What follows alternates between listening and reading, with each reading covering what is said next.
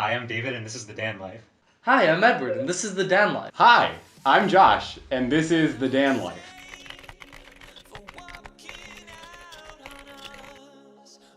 Hi, my name is Edward. I'm Danny's blockmate from Chicago, Illinois. My name's Josh, and I'm Daniel's roommate. My concentration is government with a secondary in economics. My name's David. I'm a sophomore here at Harvard, and I'm from Charlottesville, Virginia.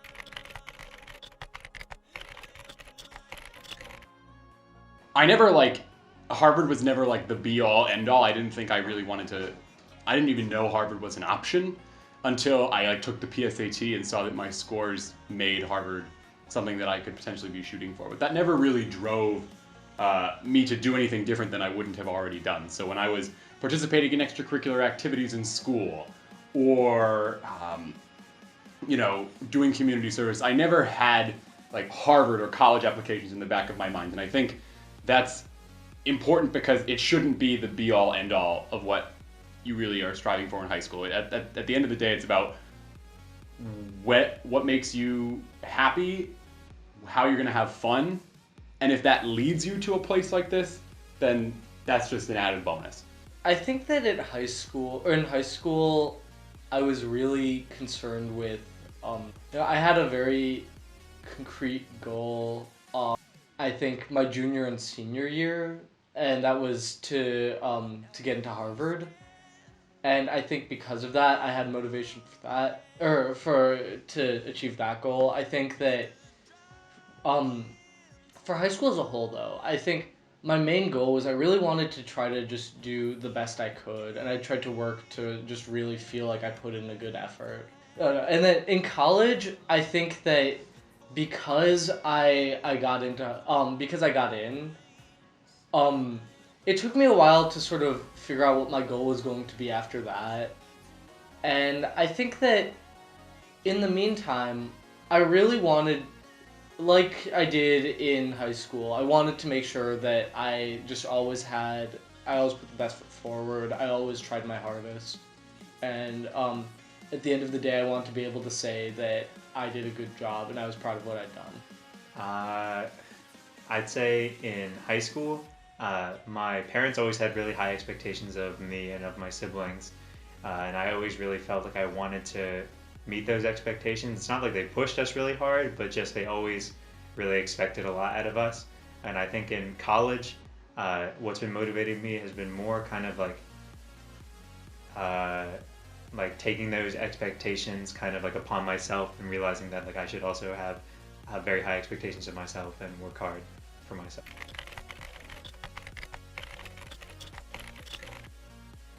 People dance. I don't know. Okay, so I had some friends come from high school here one time, and they were basically describing. We went to the Foho Bell Tower for a party, and I asked them afterwards to describe the situation to me, and they basically said everybody was just so nice. That's what like they described. There was like everybody was just like having a good time, and they were kind of like.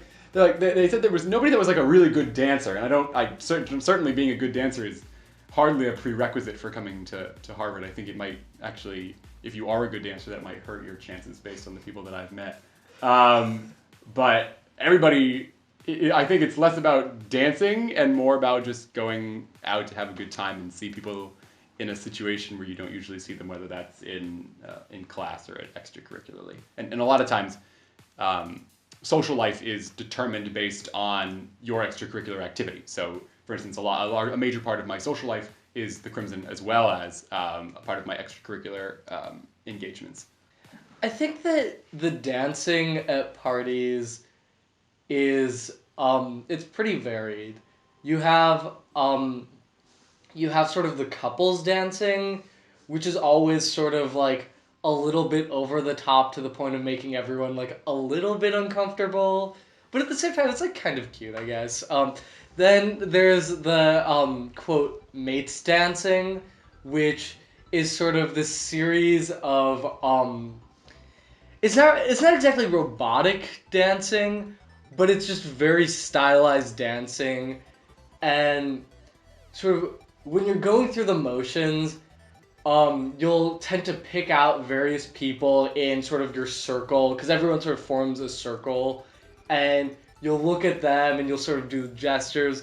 So, when a great example of this is when I'm at a party and the song "Closer" comes on.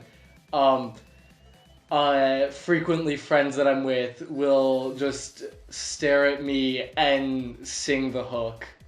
I see a lot of bad dance moves, a lot of weak dabs, for sure. The only good dancers that I see at parties are really Tiffany and Stefan, our friends. They're great, but everything else is weak.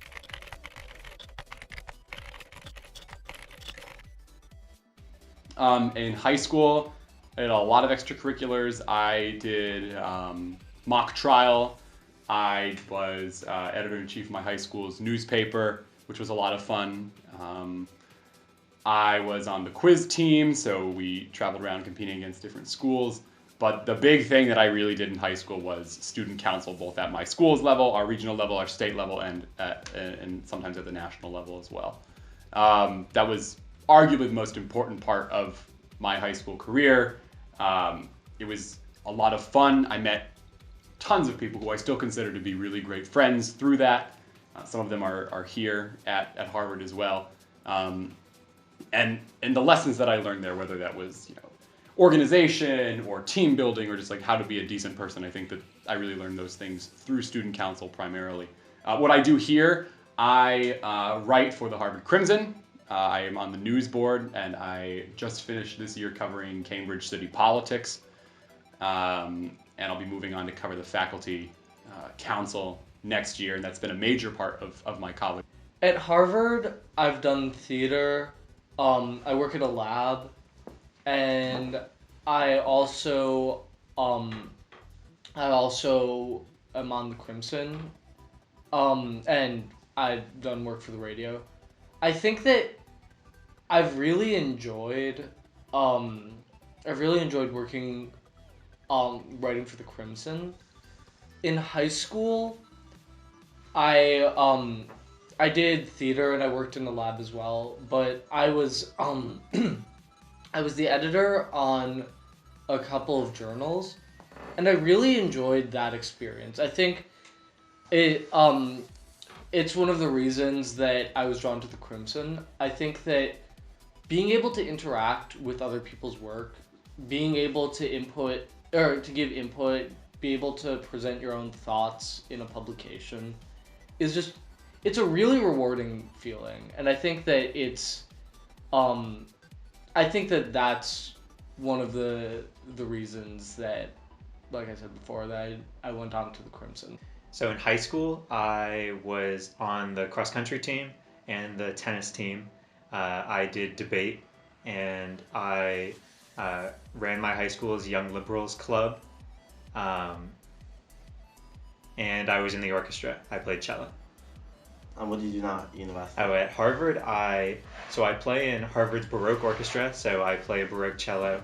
For them, I am a part of the Harvard Democrats, so I do like canvassing and volunteering for Democratic candidates. I am on the business board of Harvard Model United Nations, so I kind of help to put on Harvard's High School Model UN conference in the spring, and I'm on the board of my fraternity, A Pi.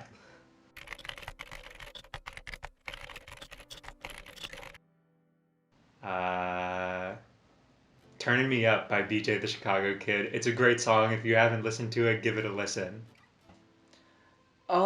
If I could listen to only one song for the rest of my life,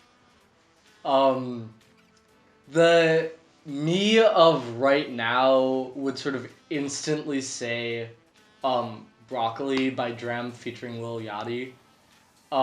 Just because I think that I've played that song maybe like 100 times this year, and it just hasn't worn out its welcome.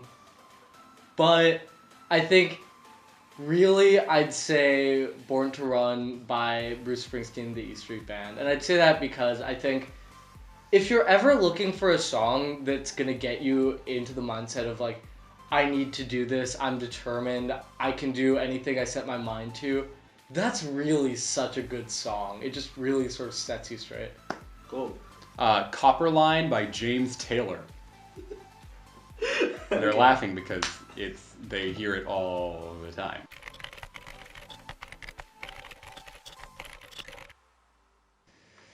Oh my god. Okay, everyone at Harvard is a moron. We are just complete idiots. I've seen some of the stupidest things that I've ever seen in my life. You know, there's things that are just like normal goofing around, like peeing on the John Harvard statue. And then there's a sort of widespread there are a lot of people who just have moments where they forget to turn in assignments. I've seen that a lot. There are a lot of people who overdo it. The single most cringy, dumbest thing that comes to memory is when I was going to a concert with one of my friends, and we were looking for food, and that friend got really gung-ho on the idea of going to 7-Eleven for dinner. And he was begging me. He was insisting upon going to 7-Eleven for food. And I kept having to explain to him that it was a terrible decision, but he went anyways. I went as well, and he ordered a pizza, and it was the grossest thing I've ever eaten. And he denies it now. He claims that it was delicious now, but he threw out the pizza at the end because he just thought it was so disgusting. It was one of the dumbest moves I've ever seen. Do not go to 7-Eleven for a meal. Well, I think to start, there's a difference between book smarts and street smarts. And a lot of people here have book smarts, but a lot of people here don't have street smarts. People just sometimes get into situations, whether they're like awkward social situations, or like they just don't know how to cross a street, or like we were walking. Okay, Spencer. I was walking back from class one day, and Spencer just was like, hey, and he walked straight into a stop sign, like right into a pole. Spencer's one of the smartest people I know, but like when he's outside of his element, sometimes Spencer can be really funny. And I think that's the case with a lot of people here. Everybody's very, very intelligent, sometimes so in their head that they end up doing things that might be socially awkward or just downright dumb. One of my friends passed out in his underwear holding a inflatable palm tree and slept there for a while on a gross floor. It was disgusting, but that's probably the stupidest thing I've ever seen at Harvard.